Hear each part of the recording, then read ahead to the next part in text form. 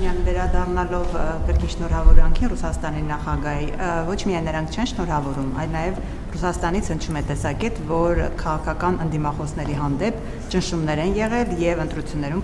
կեղծիքներ են տեղի ունեցել։ Եթե Պուտինը շնորհավորի ձեզ եւ չճանաչի Հայաստանի ընտրությունները, ինչ փուլ է սկսվելու հայ-ռուսական հարաբերություններում, ավելի լարվելու է հարաբերությունները, դուք հիմա ասում եք, որ մենք առանցնյարդի բոլոր խնդիրները Ռուսաստանի հետ քննարկելու ենք, բայց Ռուսաստանը կարծես թե պատրաստ չի առանցնյարդի եւ առանց շտապեցնելու քննարկել Հայաստանի հետ բոլոր խնդիրները։ Ինչ կլինի, օրինակ, եթե Ռուսաստանը չճանաչի ընտրությունները, եւ երկրորդ հարցը դուք նախընտրական քարոզարշավի ընթացքում հայտարարեցիք, որ կգնաք ԵԱՏՄ, կնայեք ձեր գործընկերների աչքերի մեջ, փաստերը կդնեք սեղանին եւ ամեն ինչ կքննարկեք։ Ինչ փաստեր եք դնելու սեղանին եւ ինչ մտահոգությամբ եք գնալու ԵԱՏՄ։ Դեք ես 8 տարուց ավել արդեն աշխատում եմ Ռուսաստանի Դաշնության նախագահի հետ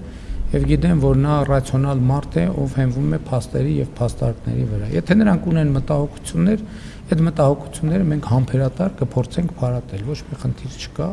եւ կշարունակենք աշխատել։ Ինչ վերաբերվում է փաստերին եւ փաստարկներին, մենք երկու ձևաչափ ունենք, որին ես եմ մասնակցում, բայց նաեւ ունենք ձևաչափեր, որ գործընկերներն են մասնակցում։ Միջկառավարական խորհրդի նիստերին ԵԱՏՄ ես եմ մասնակցում եւ Բարձրագույն տնտեսական խորհրդի